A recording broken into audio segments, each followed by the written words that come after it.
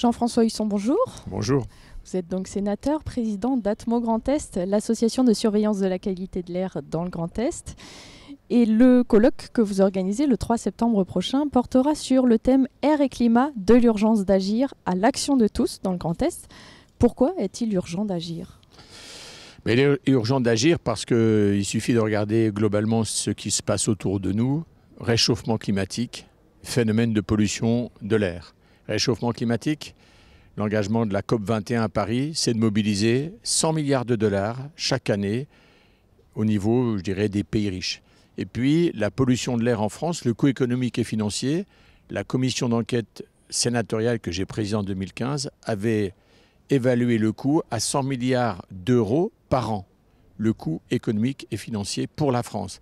C'est dire si le sujet est important et s'il nécessite la mobilisation de tous les acteurs. Les acteurs locaux, les acteurs nationaux, comment peut se faire l'action ? Eh bien, l'action, elle est d'abord, je dirais, européenne aujourd'hui. D'ailleurs, elle est tellement européenne que la France est sous la menace d'une condamnation, alors c'est en train de se terminer, par l'Europe pour ne pas respecter dans 13 agglomérations françaises les normes concernant la qualité de l'air. Ça, c'est la première chose. La deuxième, c'est évidemment l'État dans ce domaine a un pouvoir important qui est son pouvoir régalien et son pouvoir d'animation et d'organisation.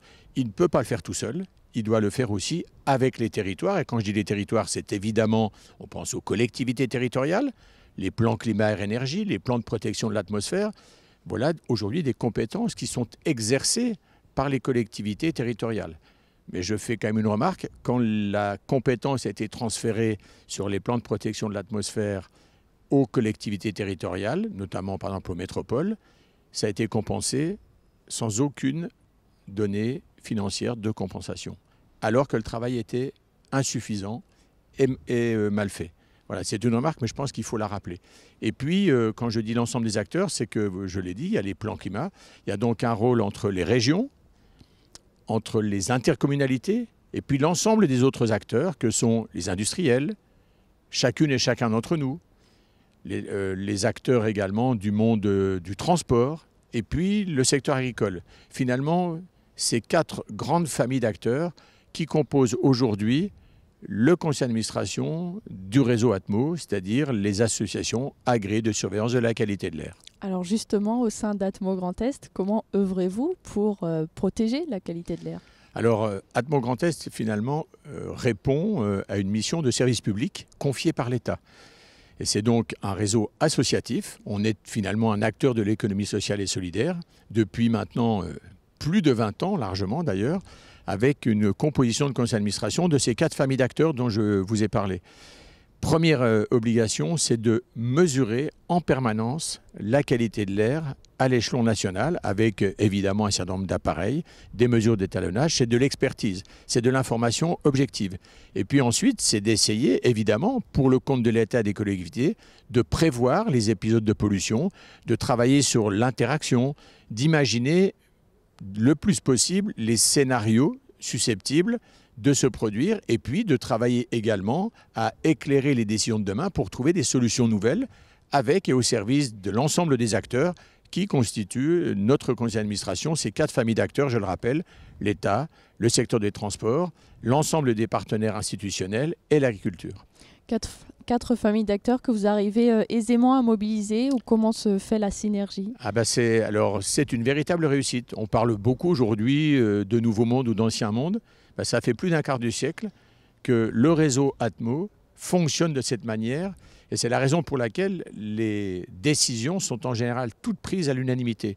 Parce qu'il faut s'approprier les problématiques, il faut travailler ensemble, il faut s'écouter et puis après on cherche les voies de convergence.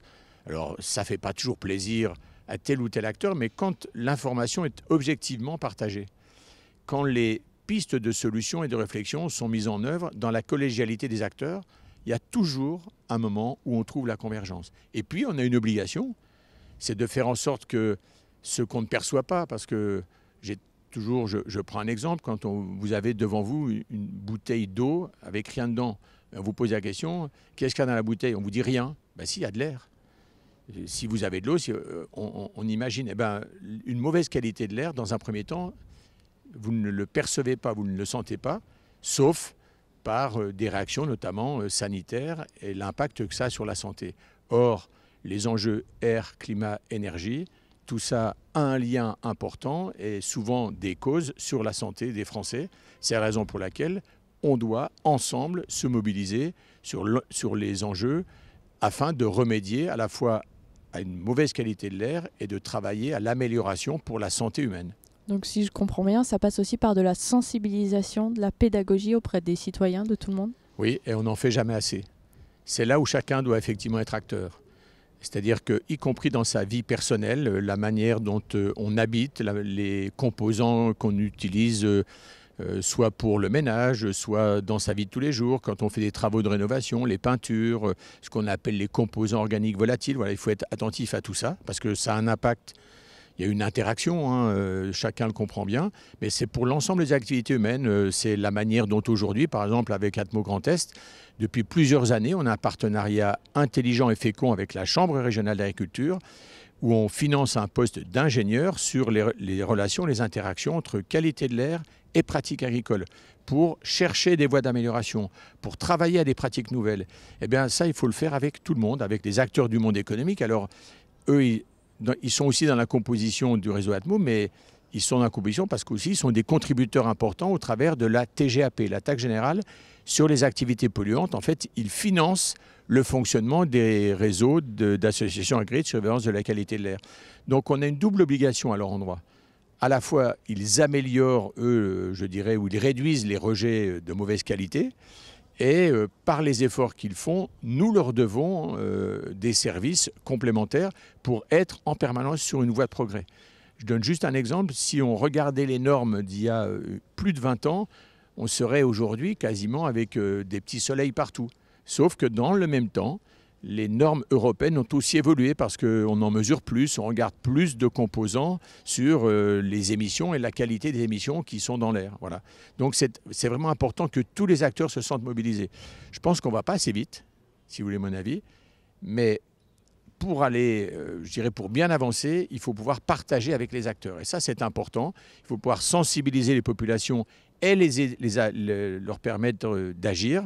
La vignette critère participe à cette démarche, il faut bien l'expliquer, mais on a comme ça beaucoup de domaines dans la pollution de l'air, notamment liée au chauffage, par exemple, individuel dans les cheminées, etc. Il faut évoluer. Aujourd'hui, il faut changer ce modèle, il faut continuer à pouvoir chauffer au bois, mais en ayant moins d'émissions de microparticules. De l'urgence d'agir à l'action de tous, c'est le thème donc de ce colloque. Merci Jean-François Husson. Merci.